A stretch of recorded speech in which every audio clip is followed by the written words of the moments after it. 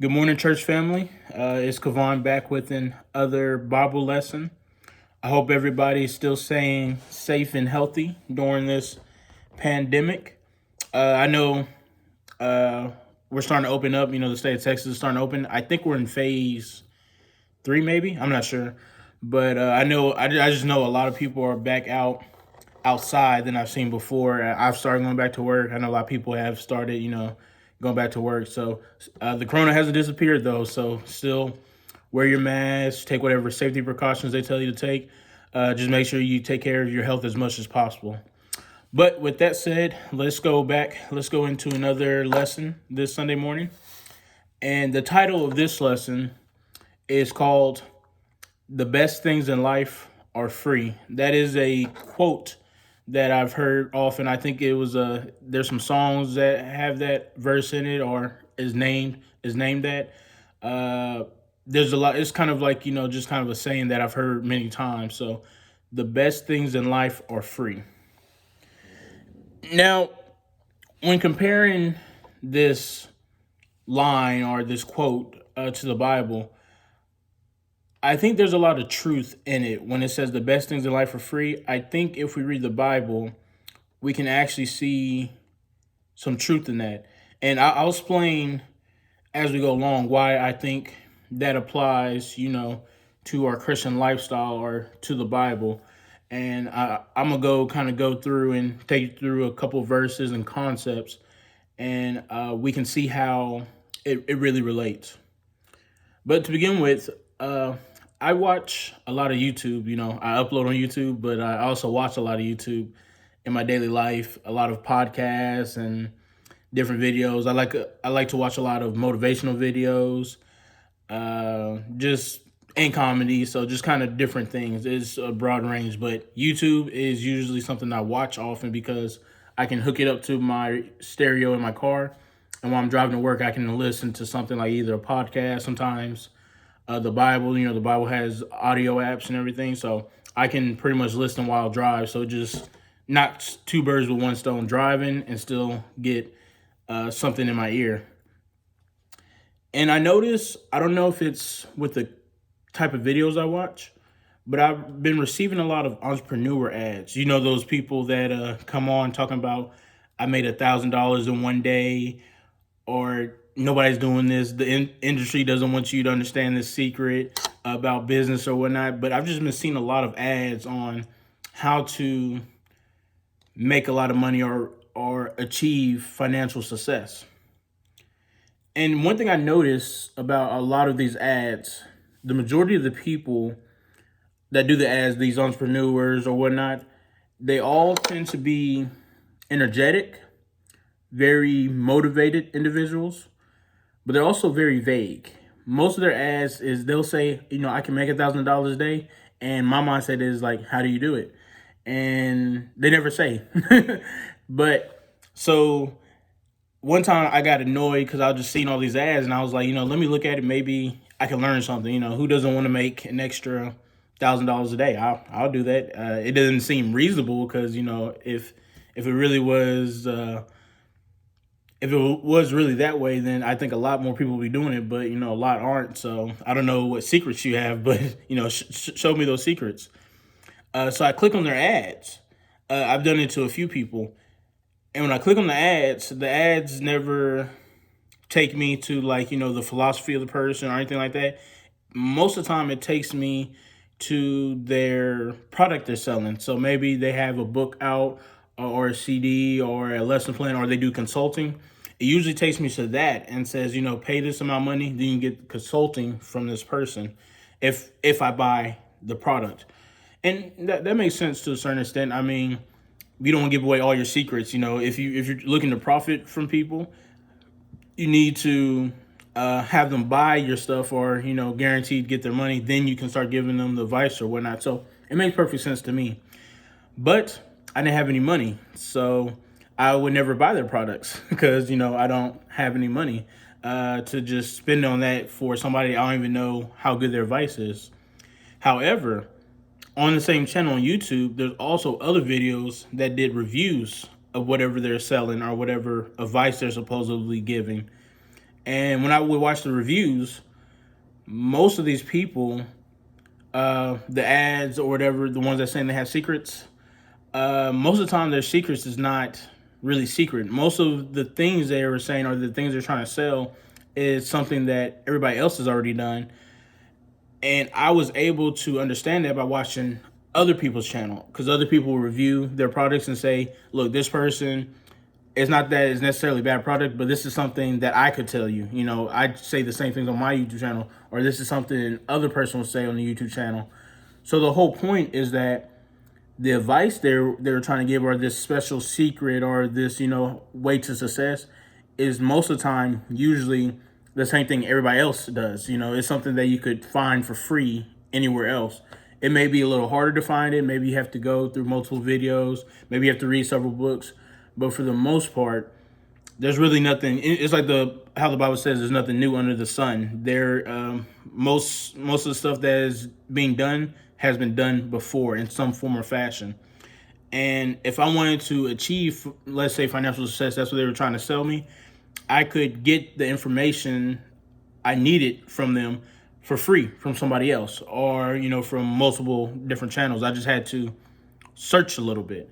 But their secret wasn't really secret. It's literally they're trying to get you to pay for a secret that's not actually a secret. So there's no need to buy their product. I could get it for free. A little harder, but get it for free. So what does this have to do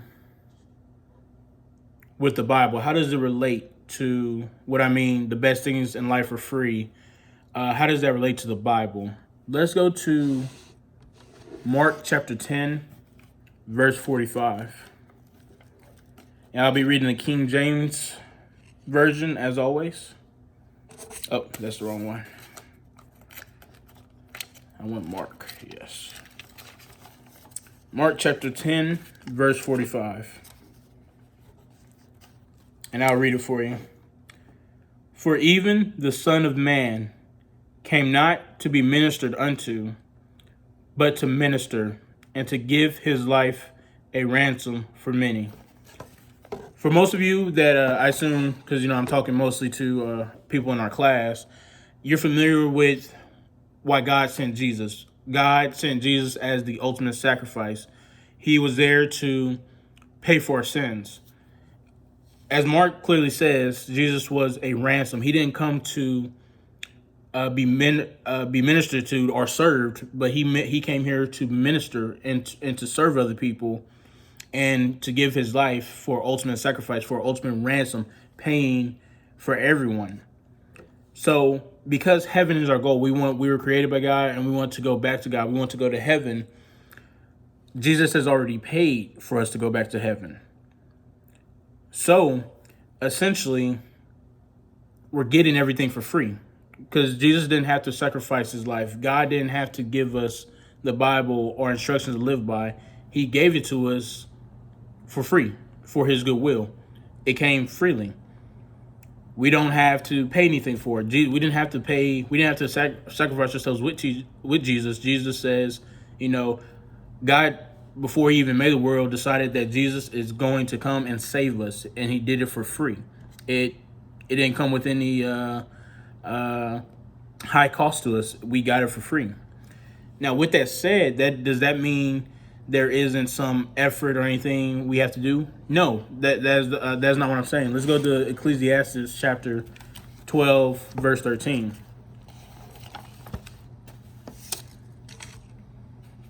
Ecclesiastes, I can't even say that word right. However you say it, Ecclesiastes chapter 12, verse 13.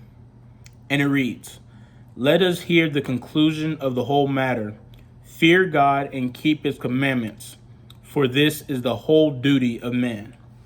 So Jesus sacrificed himself for free, and the only thing we have to do is follow the commandments and the rules and guides and the principles that God has set for us. So it's kind of like the cost is zero, but there's a little maintenance involved. The example I'll give is my truck. I talk about my truck a lot on this video, on this channel. My truck is a truck I never had to pay for. It's a very old truck, and it was bought by my parents. So my parents owned the truck, and then my older brother drove it for a while, and then I think my younger brother got it, and then now I have it now. And the truck has, but the whole time I've had the truck, I've never paid a car note on it, and I never put a deposit or anything down to buy it in the first place. My parents bought it; they paid the car note on it, and now it's so we've had it so long that it's completely paid off. The only thing I have to do is, get an oil change, do the maintenance on it, and get gas so I can go from here to there. So the cost for me was zero, but the maintenance is just a little money here and there. It's a little cost. And we relate this to the Bible. When I say the best things in life are free, Jesus has given us everything. God has given us everything for free. All we have to do is put a little effort into it, do a little maintenance every once in a while, get the oil change, get the the inspection and done every once in a while. And as we go through our Christian life, pretty much our Christian life is essentially like that. Our Christian life is not about earning something, because we can't. No matter what, we can't earn it. But it's already given to us, and we just have to make sure we maintain to keep it. I'll go back to Genesis, the Garden of Eden. What happened? God created man. He created Adam. He created Eve, and then he put them in the garden and says, "This garden is yours. You have everything in it. You have trees. You have the tree of life, and you also have the tree of good and of knowledge, good and evil." He said, now God said, don't eat of the tree of knowledge, good and evil, but everything else you have access to. That includes the tree of life. You have the tree of life. You have all these other trees I've made. This is all freely given to you. All you have to do is take care of the garden and eat of the fruit that I gave you. So pretty much Adam and Eve were already in heaven. They were, in the Garden of Eden. It kind of represents heaven in many ways. It's kind of symbolic, but they were already in the Garden of Eden. They already had everything. It was given to them. They didn't deserve it. They didn't do anything to earn it. It was given to them. It was already free. The only thing they have to do is stay in the garden and maintain it. But of course, we know the story that they ate of the tree they weren't supposed to and got kicked out. And my point is, going through this Christian life, we make it seem like, heaven is some hard thing to attain, or that, we're kind of destined to fail, and that we have to constantly try to, get to heaven. But I think what the Bible is saying to us is that God has already given it to us. It's ours for the taking. All we have to do is maintain it a little bit. We just have to make sure that we do the right things and live by God's law, so we can keep what He has already given to us. The cost is zero. The maintenance is just a little money on the side. That's all it is. The cost is low. The cost is zero, but the maintenance is just a little bit money. That's all it is. A little bit money at a time. So when we follow God, we have to understand that God's way is the easiest way. Sin is what costs the most. God's way costs the least. Sin is what costs the most money. If you think about it, let's take, for example, taking a child, right? God says, leave the bed undefiled, get married, and then have children. And couples, and you can look up this from the stats or the statistics, couples who get married before they have kids usually have more money, because they got married, they're a little bit more stable, and when they start to have kids, they tend to do better versus people that have kids out of wedlock, or they're not with their partner and they have kids. That's where it becomes expensive. Getting married, waiting to get married, not defiling the bed, and then having children, that cost is low. There's no cost. You get married and then you have your kids. It's always better for you. But when you do it outside of God's way and say, just sleep with whoever, and then have multiple kids, that's what costs you more. That's what costs you, especially for a guy. That child support is not a joke. I've seen too many people in my life that have paid it, and it is expensive. I don't know how they live with it. It is expensive, but that cost is great. If you did it God's way, the cost is low. We can take it, and and many other things, just not even crime related. God says, work hard. Those are principles in the Bible. Work hard, take care of your business, don't hate other people. When you do those things, you do it God's way, your life is always easier. It's when you give yourself over to sin or to, or let's say anger or into hate of people, that's where it takes all your energy. In the end, it costs you more. It hurts you more versus if you did God's way in the first place, then the cost would be zero. It wouldn't cost anything.